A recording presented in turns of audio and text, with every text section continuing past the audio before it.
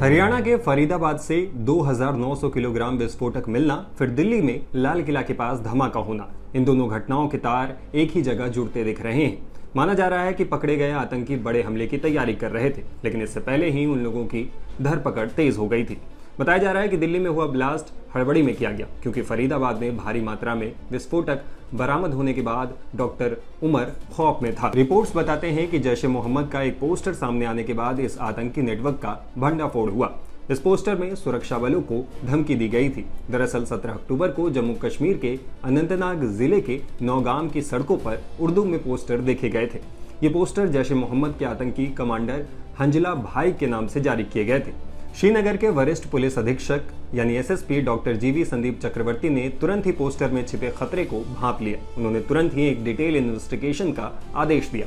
वो काफी समय से इस इलाके में पोस्टेड रहे हैं, कई टेरर मॉड्यूल से वाकिफ रहे हैं।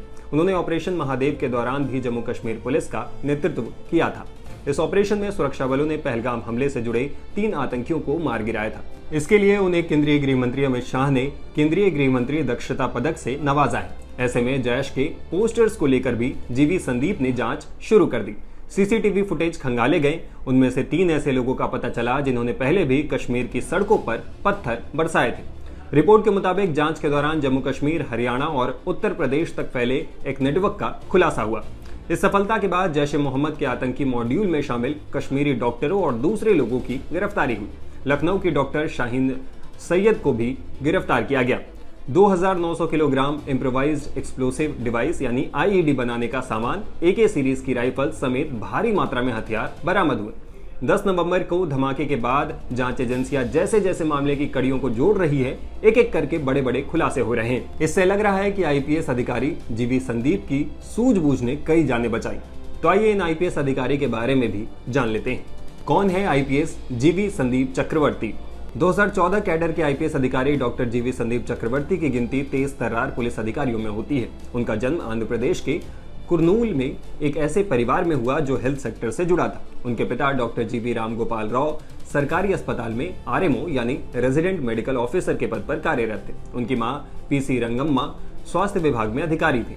कुर्नूल में ही जीवी संदीप की शुरुआती पढ़ाई हुई। इसके बाद उन्होंने कुर्नूल मेडिकल कॉलेज से एमबीबीएस की पढ़ाई पूरी की। साल 2010 में उन्होंने बतौर डॉक्टर काम करना शुरू कर दिया। हालांकि इसके बाद उन्होंने भारतीय पुलिस सेवा को अपना करियर चुना। साल 2014 में वो आईपीएस अधिकारी बन गए। उन्हें अरुणाचल, गोवा, मिजोरम और संघ राज्य क्षेत्र कैडर मिला। डॉक्टर संदीप चक्रवर्ती की जम्मू कश्मीर में अलग अलग जगहों पर पोस्टिंग रही है। ये रणनीतिक तौर पर बहुत महत्वपूर्ण और काफी रिस्की भी रही है। इस दौरान उन्हें आतंकवाद विरोधी अभियानों, कम्युनिटी पुलिसिंग और पुलिस प्रशासन का गहरा अनुभव मिला। 21 अप्रैल 2025 को उन्होंने इम्तियाज हुसैन मीर के बाद श्रीनगर के एसएसपी का पद संभाला। अनंतनाग, कुपवाड़ा और कुलगांव के अलग अलग इलाकों में उनके नेतृत्व में आतंकवादी खतरों को बेअसर किया गया। अब उनके नेतृत्व में अलग अलग राज्यों तक फैले आतंकियों के नेटवर्क का पर्दाफाश हुआ है। श्रीनगर, फरीदाबाद और उत्तर प्रदेश में उनके नेतृत्व में व्हाइट कॉलर टेरर मॉड्यूल का भंडाफोड़ हुआ।